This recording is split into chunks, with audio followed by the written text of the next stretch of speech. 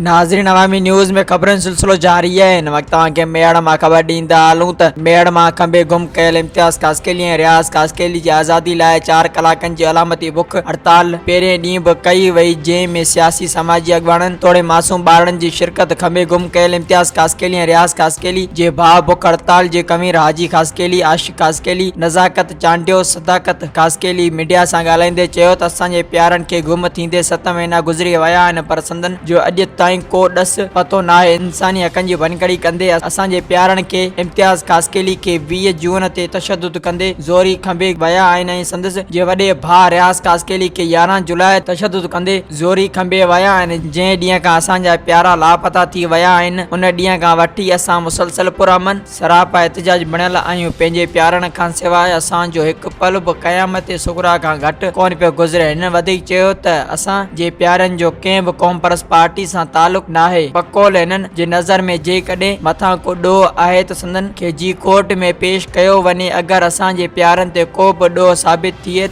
संदन खे कानून मूजिब सज़ा ॾिनी वञे, पर असांजे प्यारनि खे टार्चरनि में वाड़े असांखे वधीक अज़ाबनि में न गुज़ारियो वञे। हिननि वधीक चयो त असांजे 7 महीननि एॾी वॾी तहरीक कंहिं बि आला अमलदारनि जे कन ते ॼण आवाज़ ई कोन पियो आहे जो असांखे पंहिंजा प्यारा आज़ाद कराए ॾिना वञनि। असांजो उजड़ घर आबाद थिए। चीफ जस्टिस ऑफ पाकिस्तान इंसानी हक़नि आलमी इदारनि खे अर्ज़ कयूं था इंसानी जो मसह किरदार अदा करे असांखे पंहिंजे प्यारनि जी आज़ादी में मदद कई वञे। मज़ीद खबरों और तफसीलात के लिए विजिट करें हमारी वेबसाइट www.awamiNewsHD.com।